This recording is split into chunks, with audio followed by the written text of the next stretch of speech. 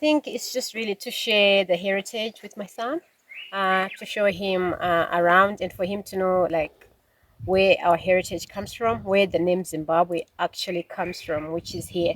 And we are also on route to Gonarijo, so it was a good stopover for us to visit Great Zimbabwe first before we go to Gonarijo.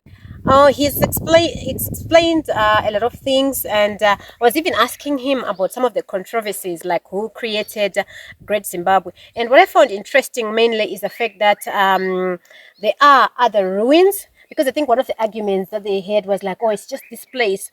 But he explained to me that there's more than, is it 120? 150. Yeah, 150 ruins. So that means this is something our ancestors did. So yeah, so that was kind of really interesting to hear and to get to know. I think that's really important because if you didn't have a guide, we just walk around and it's kind of like meaningless. I mean, I would just come and look at the building and then look at the buildings, but it doesn't really have. I mean, you learn it as well by just reading through. But I think having a guide who explains it, and you can also ask him questions, like some of the questions I had about who really built this place. So I think it's really, really important and key to have guides show you around and explain how this whole place was built. We are going to see some symbols of grain crops inside, right? And also you are going to see the carved eagle, right? And then close to the museum, there is a mass grave of Major Allen Wilson. You know the Hlanganani battle or the Battle of Poop, 1893. At one time, those 34 soldiers were buried there, including Major Allen Wilson. 1904, they were exhumed. They are now at Matopos. And we learn from oral traditions that kings were buried in such natural tunnels we call Ninga, right? Even in Zimbabwe, we still have chiefs. When they die, they are buried in caves. Idzose ininga idzodzo. Panapa vanoti pane ininga yakavharwa.